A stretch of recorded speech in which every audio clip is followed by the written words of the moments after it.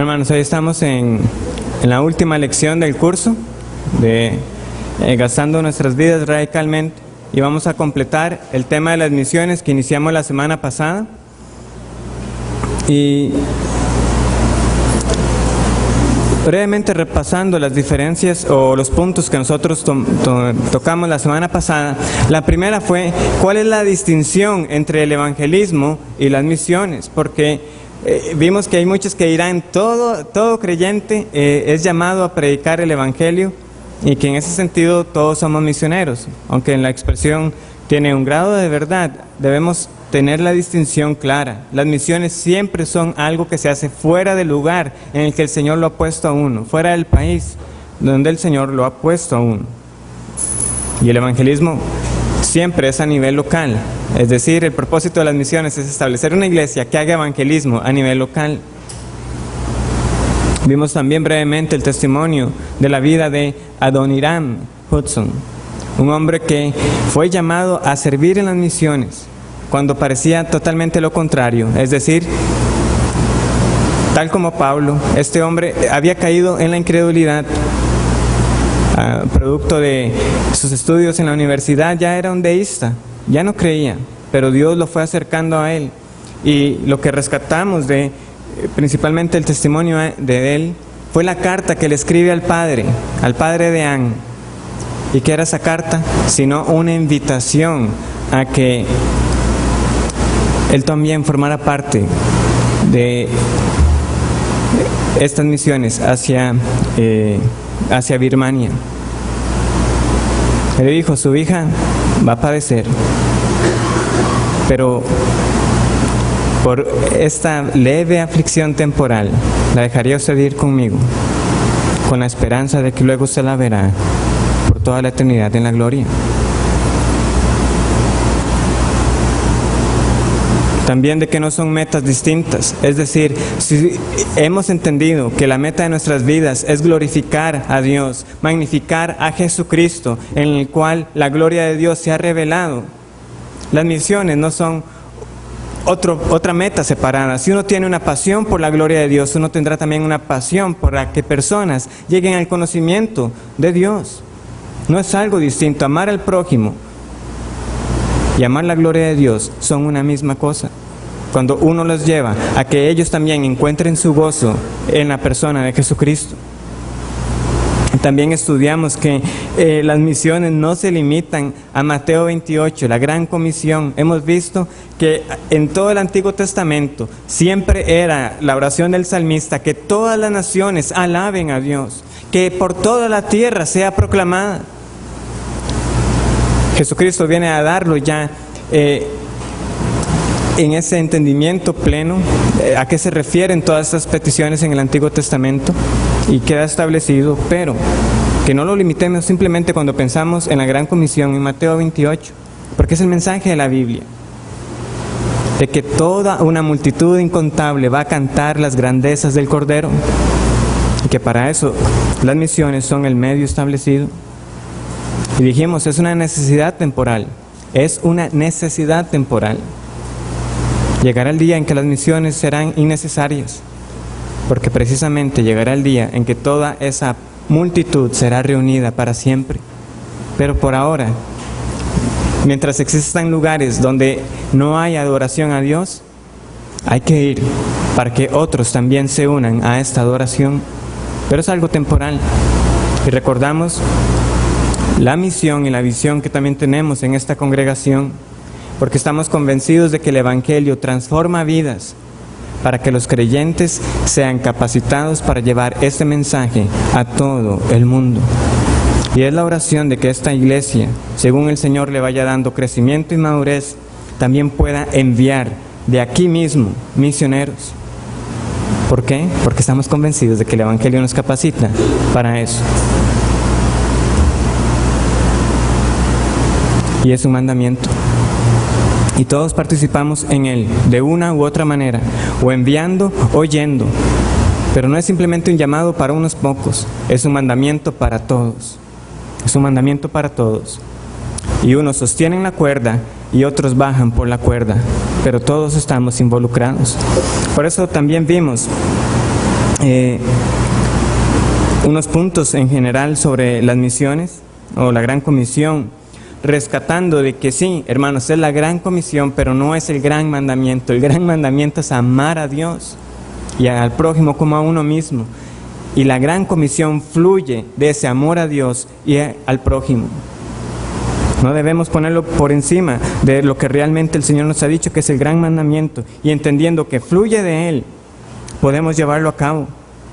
También rescatando la gran diferencia, aunque nosotros tenemos ese versículo traducido como id y haced discípulos, realmente el mandamiento es uno solo, y es haced discípulos yendo, que es la mejor forma de entender la construcción gramatical en ese texto. El mandamiento es predicar, hacer discípulos, ir es el medio. Y de nuevo, que entendemos que es un esfuerzo didáctico, teológico, porque es enseñar todo lo que Cristo enseñó para que lo guarden. Es decir, son personas que tienen un buen uso de las Escrituras. No es simplemente ir por ir, sino que uno va con un propósito claro y entendido en qué es lo que se va a ir a hacer. Que de nuevo, este esfuerzo no es algo aislado, a solamente ir y predicar a unas cuantas personas de forma aislada. Uno va también con el propósito de que estas personas entiendan que el Señor ha mandado que ahí se establezca una iglesia local. Porque la manera en que ellos van a poder cumplir también otros mandamientos del Señor, como el amarse los unos a los otros, y eso solamente puede ser hecho en el contexto de una iglesia local. Un punto que también había que recalcar, que las misiones son encarnadas, es decir, es gente yendo a gente, aunque tenemos muchos medios tecnológicos disponibles en esta época, en la cual por un simple correo electrónico podemos enviar material a personas en distintos países. Hermanos, las misiones se tratan, al fin y al cabo, de ir, es el medio. Hay que ir, es gente yendo a gente, no lo podemos hacer por internet, aunque es un gran medio para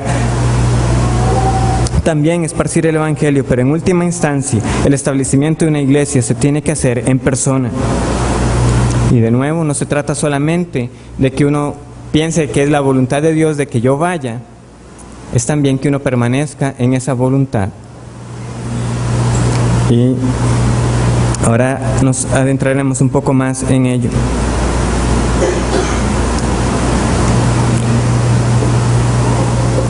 Pero volviendo al padre de Anne, la esposa, o la que iba a ser esposa de Adoniram, ¿qué diríamos si también alguien que no hubiera sido Adoniram llegaba y le decía al padre, le pido que su hija venga conmigo, ella debe negarse a sí mismo, tomar su cruz, el instrumento de su ejecución, y seguirme a un monte donde será violentamente ejecutada? Ella debe perder su vida con el fin de ganarla, y si ella trata de salvar su vida, por seguro ella la perderá. Si llegara otro hombre a decirle esto, ¿cuál sería la respuesta de uno como padre? Hermanos, este es el mismo llamado que está haciendo el Señor Jesucristo. Lo que Adoniram le pidió al padre de Anne no fue distinto a esto. Vamos a ir a perder la vida para ganarla en Cristo. Porque debemos tener siempre, hermanos, el gran cuadro presente en nuestras mentes. No se trata solamente de mi persona o de la iglesia como tal, de la iglesia de los Lagos. No se trata de la fama de esta iglesia que en unos años digan, uy, pero vean cómo los Lagos envían misioneros.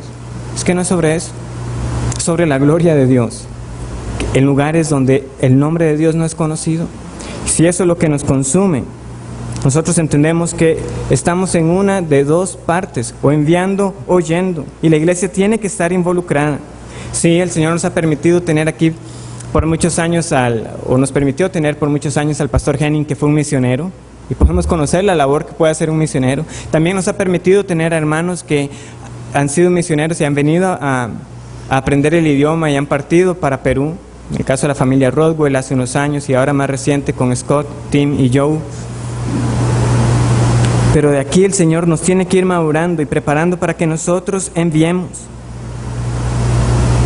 porque el gran cuadro, hermanos, es una multitud gozosa, incontable de todo el mundo. Vamos un momento a Génesis capítulo 11.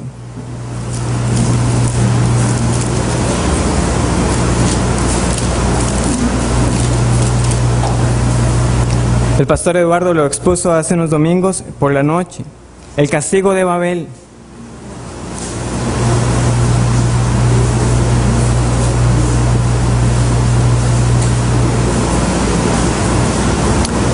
Capítulo 11, versículo 7. Y dice: Ahora pues, descendamos y confundamos allí su lengua, para que ninguno entienda el habla de su compañero. Así los esparció Jehová desde allí sobre la faz de toda la tierra, y dejaron de edificar la ciudad. Por esto fue llamado el nombre de ella Babel, porque allí confundió Jehová el lenguaje de toda la tierra, y desde allí los esparció sobre la faz de toda la tierra. Lo que vemos aquí es un castigo, y nosotros aprendimos en Efesios que en Cristo ese castigo es deshecho, de que pueblos enemigos son hechos ahora uno solo.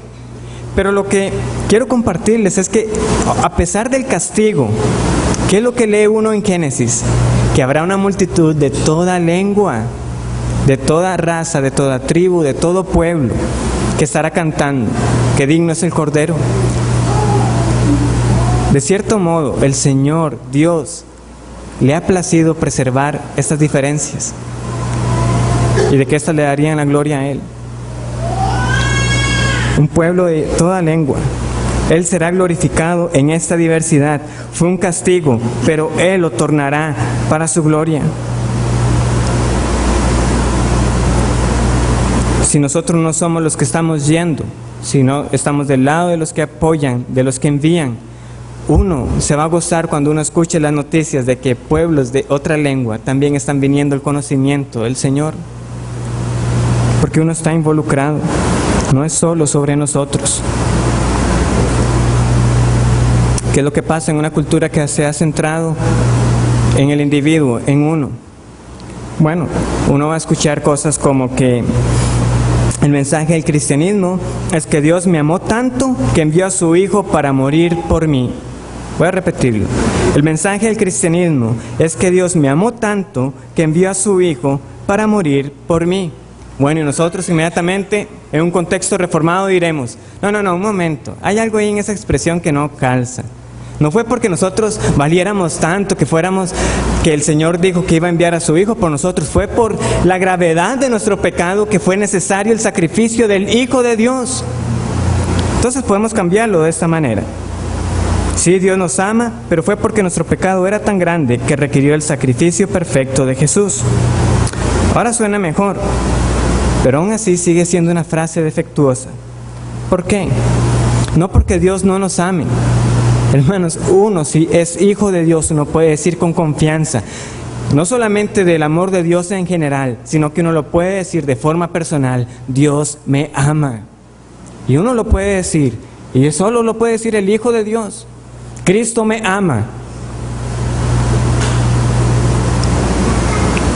Pero cuando lo dejamos ahí y lo cortamos ahí, el énfasis cae en uno. ¿Quién es el objeto del amor? Yo. Dios me ama, Cristo me ama. ¿A quién? A mí. Y al seguir con esa mentalidad centrada en uno, entonces los criterios en los cuales uno va a regirse en su andar cristiano van a ser siempre individuales. Voy a buscar una iglesia. ¿Qué es lo que voy a buscar? Pues que se acomode a mi gusto, no a lo que la Biblia indica que yo deba buscar. Porque total, Dios me ama a mí, solamente yo. Entonces no voy a pensar de una forma corporativa. Voy a buscar aquella que tenga el mejor programa, las mejores bancas, el mejor parqueo, la mejor ubicación. En fin, un número de razones que palidecen ante los criterios bíblicos que deberían imperar a la hora de buscar dónde congregarnos. Pero hermanos, esto no es sobre nosotros, es sobre la gloria de Dios. Recordemos la aplicación de la creación. ¿Qué es lo que el universo nos tiene que decir a nosotros?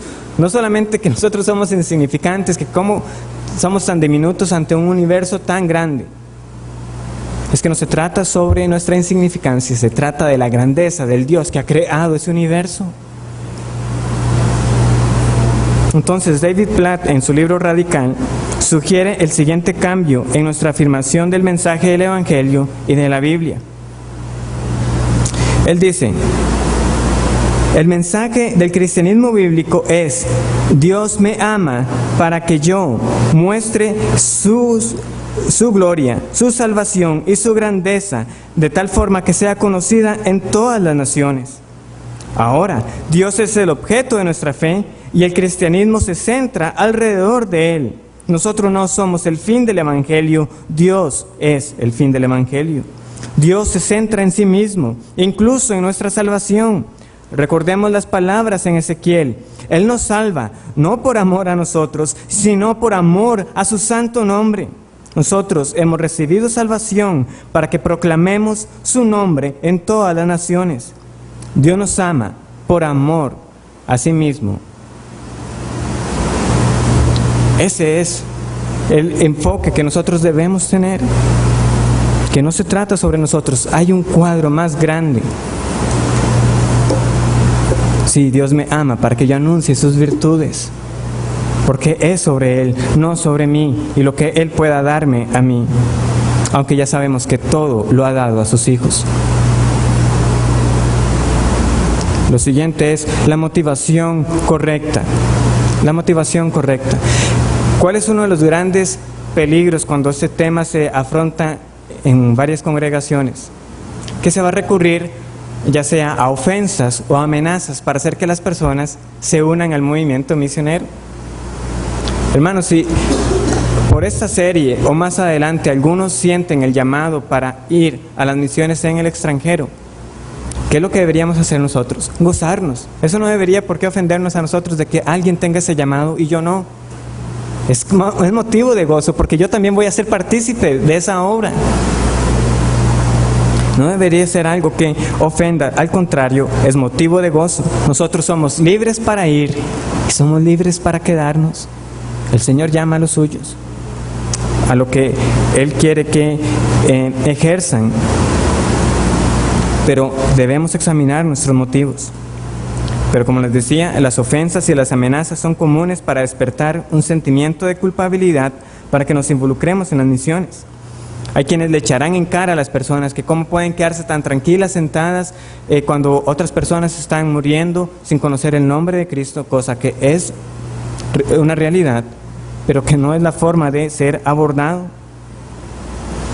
exaltando más a aquellos que van, en cambio de enfatizar si es lo mejor que yo permanezca aquí para que pueda apoyar de mejor manera a los que van.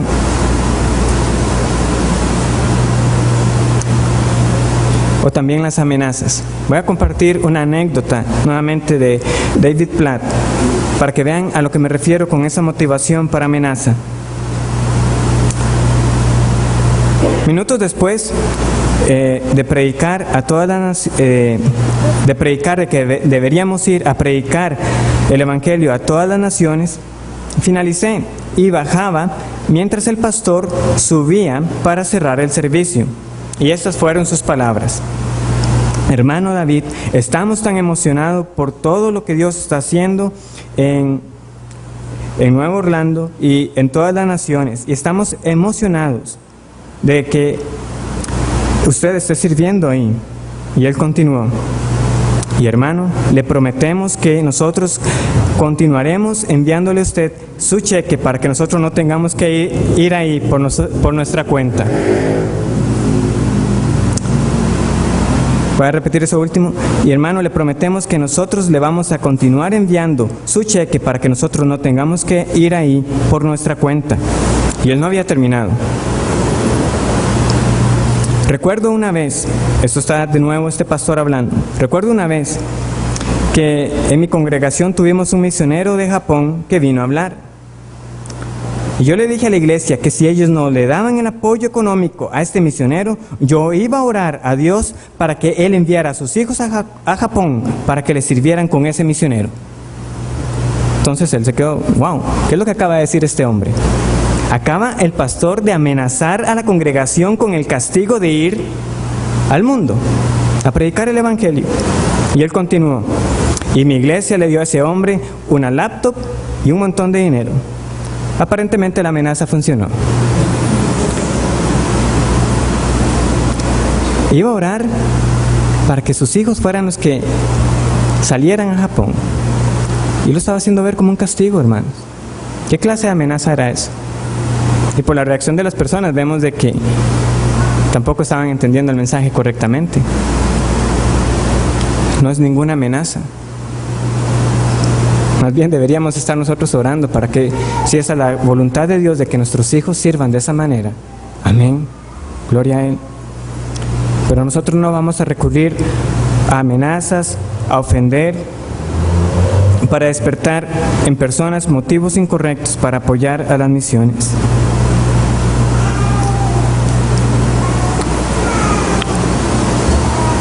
Otro punto. Si nosotros nos vamos entonces a quedar, hay algo que no debemos olvidar.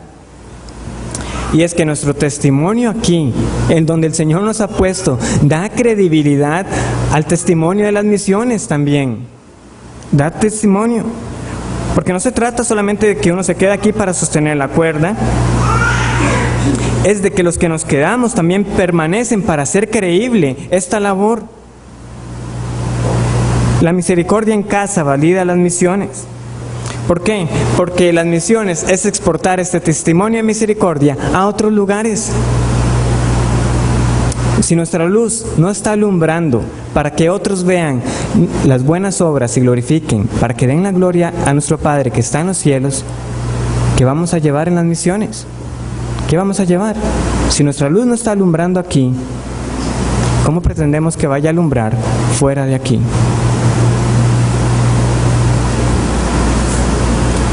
Es engañarnos a nosotros mismos si nosotros nos gozamos de noticias en el extranjero, cuando aquí nosotros estamos descuidando las propias miserias. El levita y el sacerdote de la parábola del buen samaritano podían decir muchas cosas sobre su religión, pero toda aquella persona que estuviera consciente de lo que ellos hicieron cuando vieron a ese hombre lastimado y lo ignoraron, invalidaba todo lo que ellos pudieran decir. ¿Qué iban a vender o a ofrecer en la religión si su testimonio de una falta de misericordia y amor al prójimo era evidente? Sus hechos no confirmaban la religión que proclamaban. Este testimonio de una misericordia local está unida al Evangelio mismo. Vayamos a 2 Corintios capítulo 8. 2 Corintios capítulo 8.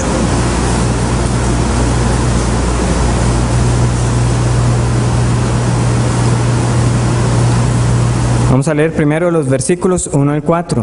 Dice así: Asimismo, hermanos, os hacemos saber la gracia de Dios que se ha dado a las iglesias de Macedonia, que en grande prueba de tribulación, la abundancia de su gozo y su profunda pobreza abundaron en riqueza de su generosidad.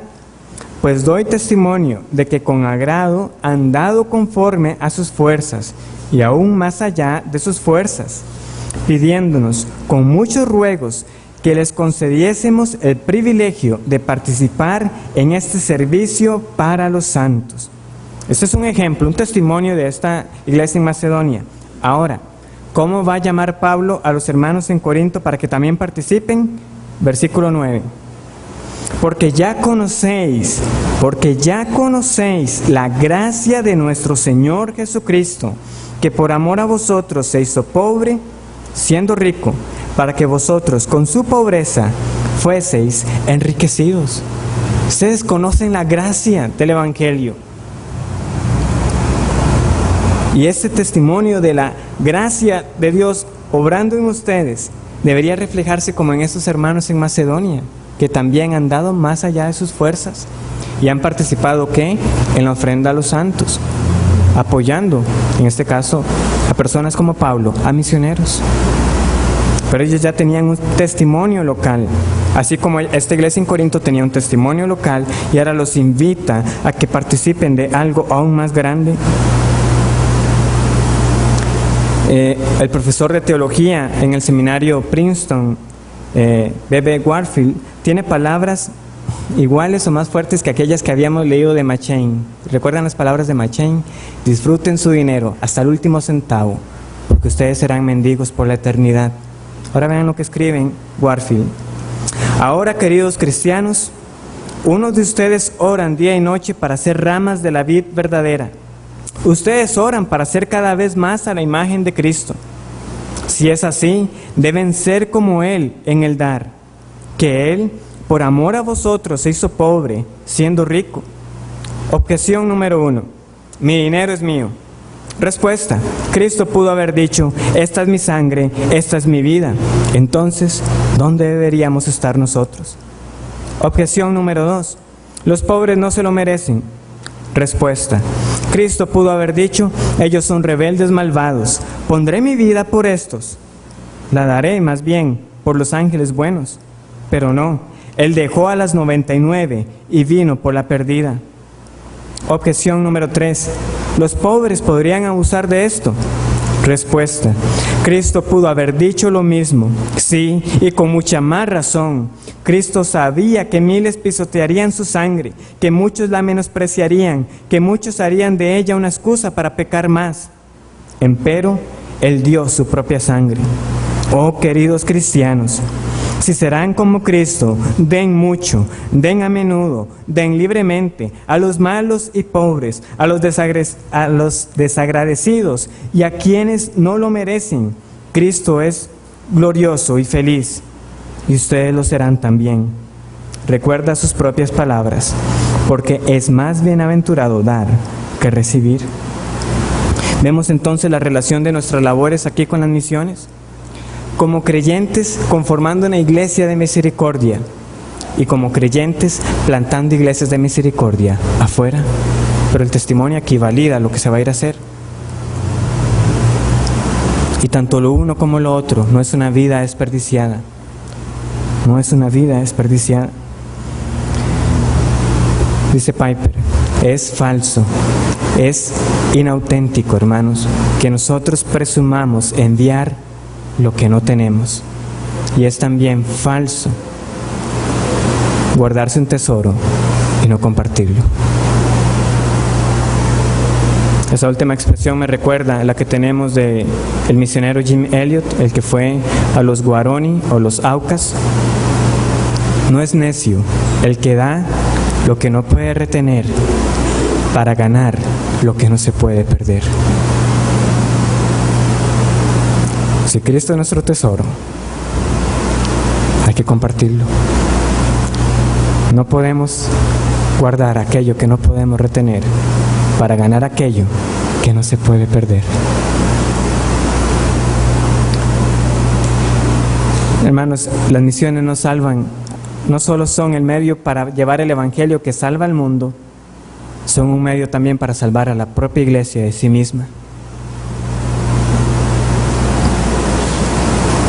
Porque si cada creyente imita a Cristo, como hemos leído Warfield que cada creyente debe imitar a Cristo, no sería nada extraño que la iglesia entonces sea reconocida como una iglesia desprendida y liberal y que da. Pero lamentablemente no es el caso. El uso de los recursos destinado a las misiones es en muchos lugares proporcionalmente menor a otros gastos que se tienen. Otro autor, Campbell White, en el libro El movimiento misionero laico, escribe lo siguiente: el esfuerzo para evangelizar al mundo presenta la forma más rápida y segura de salvar a la iglesia. Nuestros recursos materiales son tan estupendos que estamos en el peligro de confiar más en las riquezas que en Dios. Si un hombre crece en riquezas, nada, sino un constante dar, lo puede guardar de no crecer espiritualmente. La evangelización del mundo es la única empresa lo suficientemente grande e importante para proveer una salida adecuada a las ganancias de la iglesia. Y uno puede ir a los datos. Más voy a compartir algunos para tener una idea de qué nos referimos, de que no se está destinando lo necesario.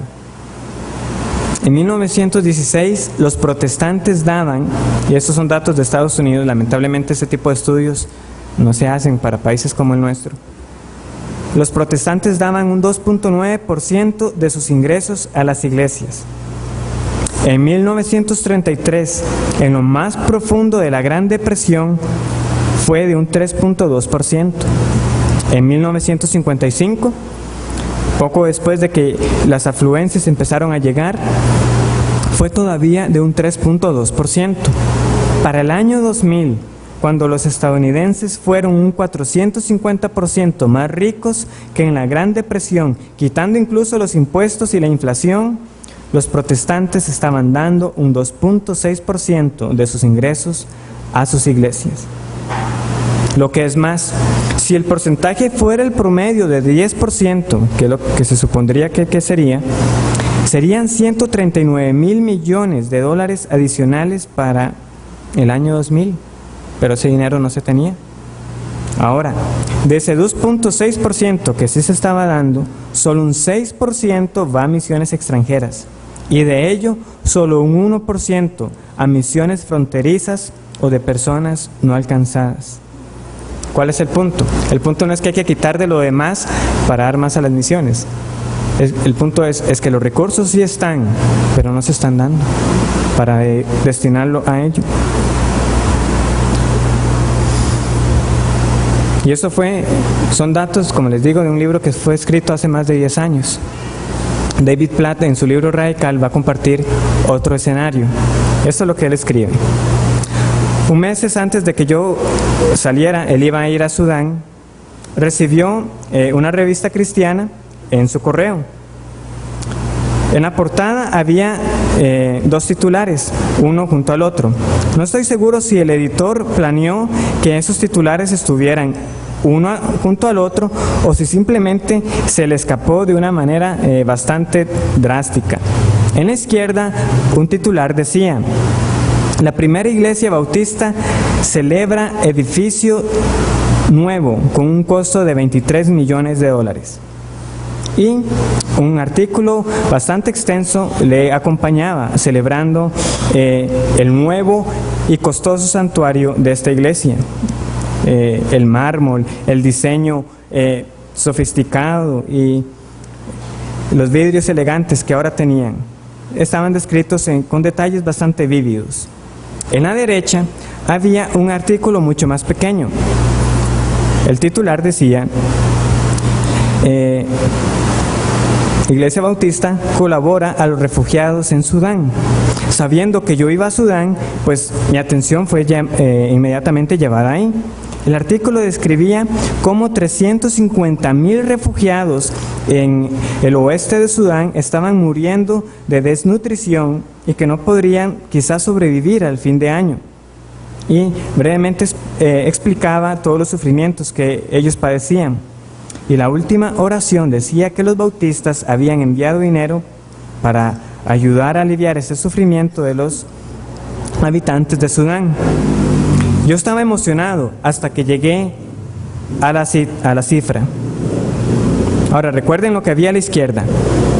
Primera iglesia bautista celebra edificio de 23 millones de dólares. Y a la derecha, bautistas envían $5,000 para ayudar a los refugiados en el oeste de Sudán. $5,000. Eso no era ni suficiente para pagar un avión para llevar el agua a ese lugar. Y estaban contentos con esa cantidad de dinero que estaban enviando. 23 millones para un edificio y $5,000 para un pueblo de hombres que estaban muriendo de hambre. Y aparte estaban muriendo sin tener fe en el Señor Jesucristo. ¿Cómo nos hemos desviado y cómo llegamos al momento en que esto es algo aceptable para nosotros? ¿Cómo será ahora estas cifras en nuestro tiempo, después del 2009, después de la crisis económica? No lo sé, no tengo estudios a la mano. Pero esos son allá, los Estados Unidos. No me extrañaría que por la gran influencia que tienen, iglesias acá también muestren un patrón similar. una de las primeras necesidades como líderes de la iglesia fue que al elaborar el presupuesto nos dimos cuenta de que este no estaba reflejando realmente el sentido de lo que Dios quiere que nosotros gastemos el dinero, para gastarlo en lo que Él dice que debemos gastarlo. Decisiones como un aire acondicionado, hermanos, no son decisiones que se toman a la ligera. Que las bancas, sí, no son las más ergonómicas, las más cómodas. No estoy diciendo que no se vaya a hacer nada al respecto, pero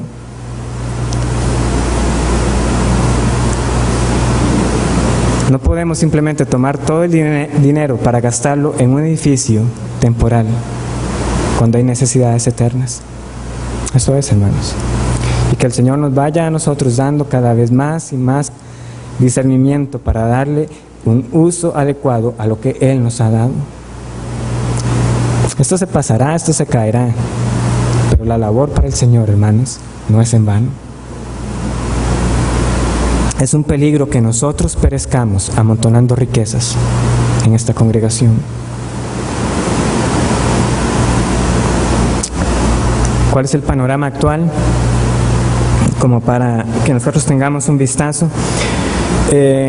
Hay muchos sitios que les pueden ayudar a ustedes para darse una idea. Quizás el más conocido es el proyecto Josué o Joshua Project. Ahí ustedes pueden hallar todo tipo de datos de lugares no alcanzados, de cuántas personas viven en esos lugares, de cómo pueden involucrarse. Entonces, uno de los datos que ellos dan es que actualmente 2.2 mil millones de personas residen en los 250 grupos menos alcanzados. Si recuerdan, hace poco ya se superó la cifra de los 7.000 millones de personas. Estamos hablando de que más de 2.000 millones del todo no tienen acceso al Evangelio, o lugares que son realmente de difícil acceso. Y muchos de ellos están en lo que se llama la ventana 1040. ¿Qué es la ventana 1040? Es un área rectangular imaginaria que está entre el norte de África, el Medio Oeste y Asia, aproximadamente entre los grados 10 y 40 latitud norte. Por eso se le llama la ventana 1040. 10 y 40 en esas zonas entre África, al norte, Asia y el Medio Oeste. Y las mayorías de religiones ahí involucradas son el budismo, el hinduismo y el islam. Buscando entonces también un poco más de los datos que vienen ahí, estaba la lista de los 100 países menos alcanzados. Y hay formas diversas de organizar esa información. Yo lo ordené simplemente por los que tenían más gente. El primer país que apareció es Bangladesh y solo ahí hay un grupo étnico que no sé cómo traducir eso a español, es Shaikh o jeques, fue lo que encontré más cercano, porque un jeque es también la persona que tiene como un cierto rango de autoridad, pero parece que también es un grupo étnico, y son 128 millones de personas, solo en ese país. El siguiente, y ese me sorprendió, es Japón. Japón con más de 122 millones de personas. ¿Quién piensa en Japón como en un lugar no alcanzado? O sea, yo creo que nunca nos viene como a la mente que Japón es un lugar no alcanzado. Un país con tanto avance tecnológico, con una riqueza cultural, que siempre es ejemplo en muchas cosas, y es un país sin Cristo. 122 millones de budistas no conocen el Evangelio. Y fue para mí algo que en particular me llamó todavía más la atención, porque es un país que antes me hubiera gustado ir a conocer. O sea, si tuviera la oportunidad de ir a Japón, ir a conocer justamente ese gran contraste, esa parte tecnológica tan avanzada y a la vez esos lugares que tienen tan bien conservados, ¿verdad? Con sus templos y demás. Pero realmente este país tiene una necesidad mayor. Y el tercer país que no nos debe sorprender es la India. Está en tercer lugar porque era simplemente un grupo étnico, pero realmente la India, hermanos, se perfila para ser el país más poblado del planeta. Va a superar a China en unos años. Y tiene grupos que por sí solos, grupos de hinduistas, grupos de budistas, que superan los 50 millones con facilidad. Y hay muchos de ellos. Hay muchos de ellos. Es el país más poblado. Otros lugares, Libia, un país con 6 millones de personas y que solamente se estima con 10 creyentes indígenas. Bután, un panorama similar, es un reino budista ermitaño en los Himalayas y solo unos cuantos creyentes en medio de más de 2 millones de personas. Las Maldivas, en la India, uno de los lugares más cerrados. Corea del Norte, cerrada la iglesia totalmente desde hace 50 años. Ir a Corea del Norte, solo como turista, solo como turista es toda una travesía. Usted no toma un avión para llegar a Corea del Norte. Usted primero tiene que ir a la China, de la China lo llevan a como un cierto puerto y todo siempre regulado. Y cuando usted va, siempre hay alguien que lo está escoltando a usted, un soldado. Entonces, no es que uno llegue de turista y dice voy a ir a pasear por Corea. Siempre va bajo supervisión. Arabia Saudita, si usted lo encuentra lo ejecutan, así de sencillo. Y podemos tener más datos, pero como les digo, pueden visitar ese sitio para tener una idea del panorama actual. ¿Cómo sé yo si el Señor me está llamando a esto? Hermanos, yo no tengo una respuesta de sí o no, de que pueda dar a la aventura para ustedes. Nosotros tampoco tenemos una semana misionera como en algunos lugares tienen, ¿verdad? Está la semana de misiones y tienen sus actividades culturales y comparten comida y demás.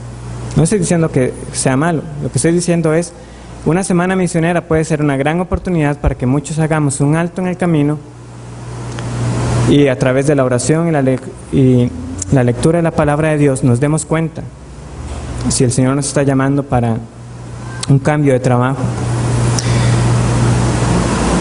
Porque no será una señal del cielo, como veíamos la semana pasada. Si usted quiere escuchar la voz de Dios diciéndole cuál es la voluntad de Él, pues lea la Biblia en voz alta. Ahí usted va a escuchar la voz de Dios hablándole, estudiándola. ¿Qué otros síntomas pueden ser? Hay una insatisfacción en su vida constante. Y con esto soy bastante precavido, porque todo trabajo, no importa en lo que usted se dedique, cada trabajo siempre tendrá una época en la que usted sencillamente se cuestiona si ha escogido el oficio, en qué momento me metí a hacer este tipo de trabajo. Todo trabajo pasa por esas épocas y uno las tiene. Entonces no debemos interpretar a la carrera, la primera vez que uno dice, pero ¿cómo es que estoy terminando haciendo esto? ¿Cómo es decir que la decisión es renunciar y dedicarme a la labor misionera? Es algo que es con precaución, que lo estoy diciendo. Pero si esto es constante y recurrente y es algo que surge de una vida de oración, de una devoción al Señor y constantemente, yo no estoy llamado para esto, para este tipo de trabajo, el Señor me está llamando para otro tipo de labor, pues es posible que así sea. Entonces es posible que así sea. Y de nuevo es la oración de que yo les digo que el Señor levante de aquí personas que también puedan ir y llevar este mensaje no solamente a nivel del país sino fuera de él. Quiero terminar el curso porque el tiempo ya definitivamente no me iba a alcanzar para traer más testimonios de David Brainerd, de Andrew Fuller, con una historia que es posible que ya hayan escuchado, y es de un hombre llamado Joseph o José, un guerrero Masái. La historia de este hombre, como les digo, es bastante conocida, llegó a los oídos de Billy Graham, y así es como se cuenta la historia de este hombre. Hay quienes tal vez lo recuerden porque el hermano Steve la contó también hace unos años. Y nada más como nota cultural, gracias a Wikipedia, los Masái son también un pueblo en Kenia, ¿verdad? Son un pueblo en Kenia con más de 883,000 individuos. Pero así inicia la historia. Un día Joseph, quien caminaba en uno de estos calientes y sucios caminos africanos, conoció a alguien que compartió el Evangelio de Jesucristo con él. Ahí, y desde entonces recibió a Jesús como Señor y Salvador. El poder del Espíritu empezó a transformar su vida. Él fue lleno de tal emoción y gozo que lo primero que quiso hacer fue regresar a su propia aldea y compartir las mismas buenas nuevas con los miembros de la tribu local. Joseph empezó yendo de puerta en puerta, diciendo a todos que vino al conocimiento de la cruz de Jesús y la salvación que ésta ofreció, con la expectativa de que sus rostros se iluminaran como le sucedió a él. Para su asombro, los aldeanos no solamente no le dieron importancia, se tornaron violentos. Los hombres de la aldea lo agarraron y lo sujetaron contra el suelo, mientras las mujeres lo golpearon con alambres de púas. Fue arrastrado de la aldea y dejado para que muriera entre los arbustos. Joseph de algún modo logró llegar a gatas hasta una poza, y ahí, después de días de ir y venir de sus sentidos, halló la fuerza para levantarse. Se preguntó sobre la recepción tan hostil que recibió de parte de las personas que habían conocido toda su vida. Concluyó que debió dejar por fuera algo, o que contó la historia de Jesús incorrectamente. Después de ensayar el mensaje que él escuchó la primera vez, decidió regresar y compartir su fe una vez más. Joseph cogió hasta el centro donde estaban todas las chozas y empezó a proclamar a Jesús. Él murió por ustedes para que hallen perdón y vengan al conocimiento del Dios viviente, declaró. De nuevo, fue tomado por los hombres de la aldea y sujetado, mientras las mujeres lo golpearon, reabriendo las heridas que apenas iniciaban a sanar. Una vez más, fue arrastrado inconsciente de la aldea y abandonado para que muriera. Haber sobrevivido a la primera golpiza fue algo extraordinario. Sobrevivir a la segunda fue un milagro. De nuevo, días después, Joseph despertó en medio de la nada, magullado y con cicatrices, y determinado en regresar. Volvió a la pequeña aldea y esta vez lo atacaron antes que tuviera chance de abrir su boca, y como lo azotaban por la tercera y probablemente última vez, de nuevo les habló de Jesucristo, el Señor. Antes de desmayar, la última cosa que vio fue que las mujeres que lo golpeaban empezaron a llorar. Esta vez despertó en su propia cama. Quienes lo habían golpeado de gravedad ahora intentaban salvar su vida y cuidarlo hasta restaurar su salud. La aldea entera había llegado a Cristo. Hermanos, tragedia no es perder la vida. Tragedia es atesorar más esta vida que a Cristo. Que el Señor les bendiga.